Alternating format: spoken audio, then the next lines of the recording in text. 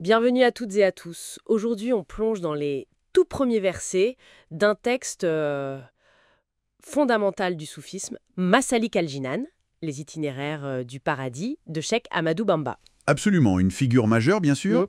Voilà, nos sources, ce sont des extraits du tout début, le premier chapitre.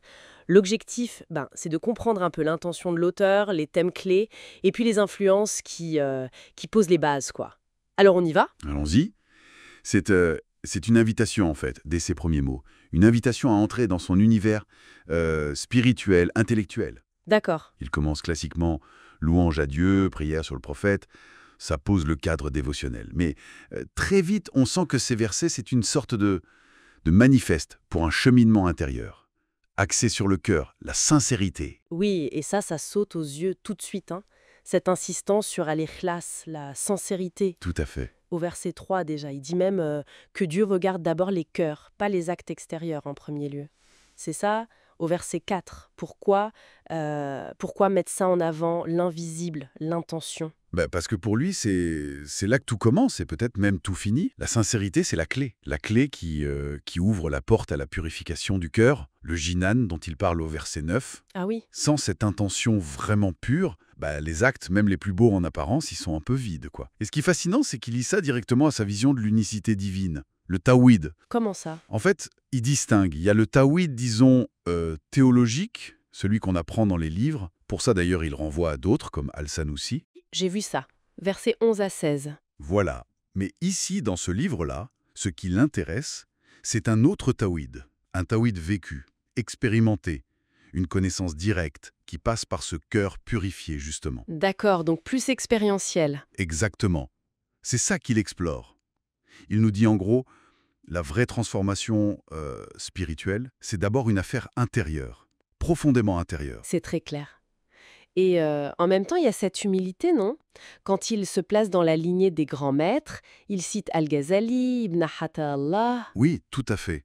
Au verset 18 à 24, c'est flagrant. Il dit même carrément qu'il met en vers l'œuvre d'un autre maître, Aliad Ali, un Mauritanien. Il cite même le titre, Khatimat at-Tasawuf. Comment on interprète ça? C'est juste de l'humilité? C'est habile. C'est une façon de légitimer son propos, bien sûr. En citant ces géants, il montre qu'il connaît ses classiques, qu'il s'inscrit dans une tradition solide. D'accord. Citer l'Ihya d'Al-Ghazali, c'est pas rien. Et présenter son travail comme une versification d'Aliad Ali, c'est à la fois un hommage et peut-être aussi un moyen de rendre ses enseignements plus accessibles, via la poésie. Mais attention, hein, Oui. cette humilité, elle cache pas une vraie ambition intellectuelle et spirituelle pour son propre livre. Il construit sur des bases solides, mais pour dire quelque chose de neuf, à sa manière. Intéressant, cette tension. Et il y a aussi ce passage où il semble anticiper les critiques. Ah oui, tout à fait. Quand il parle de sa couleur de peau, il utilise le mot Soudan pour se désigner, ou sur le fait d'écrire à son époque. C'est assez direct, non? Versets 46 à 54. Et Gouy, c'est très direct et c'est un point vraiment fort de cette introduction. Il affronte les préjugés possibles. Origine, époque. Et sa réponse, elle est limpide. C'est-à-dire? Il rappelle un principe fondamental, Coran à l'appui. La seule vraie valeur aux yeux de Dieu, c'est la piété, la taqwa, cette conscience de Dieu. Le verset 48, oui. Voilà, donc peu importe la couleur, l'origine, le siècle. Le mérite spirituel, il est universel. C'est une affirmation très puissante de l'égalité dans la quête de Dieu. Très moderne, en fait. Absolument. Et du coup, ça éclaire son objectif affiché pour le livre.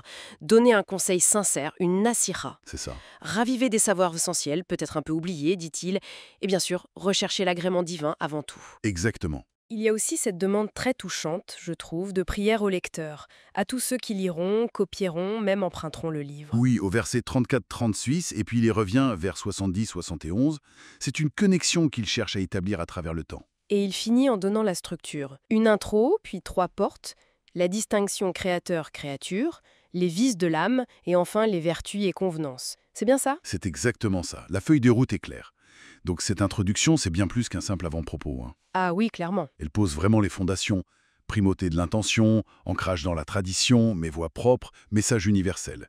C'est une invitation exigeante, c'est sûr, mais ouverte à tous pour une transformation intérieure. Alors, pour finir, une petite pensée qui me reste. Justement, cette demande de prière adressée à nous, lecteurs d'aujourd'hui, finalement. Hmm. Comment est-ce que cette interpellation directe lancée il y a plus d'un siècle, elle change peut-être notre façon de lire ce texte historique et on a l'impression qu'il nous parle encore personnellement. Qu'est-ce que ça fait à notre lecture? C'est une excellente question pour réfléchir.